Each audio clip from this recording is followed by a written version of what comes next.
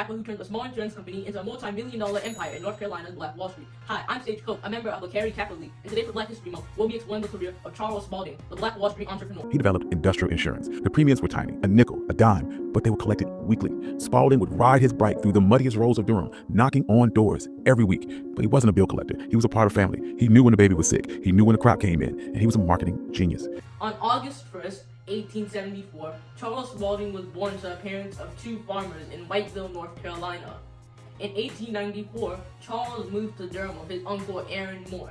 For the next few years, Charles got many jobs and lost many jobs, but that all changed in 1899 when he became the general manager of NC's Mutual and Provident Association. Enter the third protagonist, Charles Clinton Spaulding. If Merrick was the vision and Moore was the brains, Spaulding was the muscle. He was the general manager, but that was just a fancy title. He also was the janitor and the clerk and the salesman. In 1923, Aaron Moore passed away, and Spaulding took over as NC Mutual's president.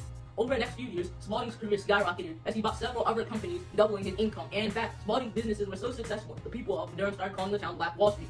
They bought real estate so aggressively on Paris Street that the street was nicknamed Black Wall Street. But unlike in Tulsa's Greenwood district, which was a district of small businesses, Durham's was a district of corporate titans. By the 1920s, they had built a 6-story headquarters. It was the second tallest building in the city at the time. And that was deliberate. They calculated exactly how high they could build without humiliating the white power structure enough to burn it down. Spaulding became so powerful, he was part of the Black cabinet advising presidents. He proved that you didn't have to be a radical on the streets to fight Jim Crow. You could fight it from the boardroom. You could fight it with a ledger. He was more than just a business owner. He served as a trustee to Howard University, Shaw University, and North Carolina University.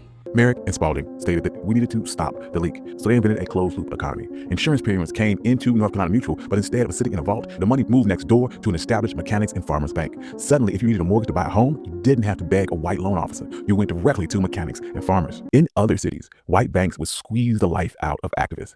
They called it a credit freeze. They would call in mortgages. They would cancel insurance policies. They used poverty as a weapon to silence the movement.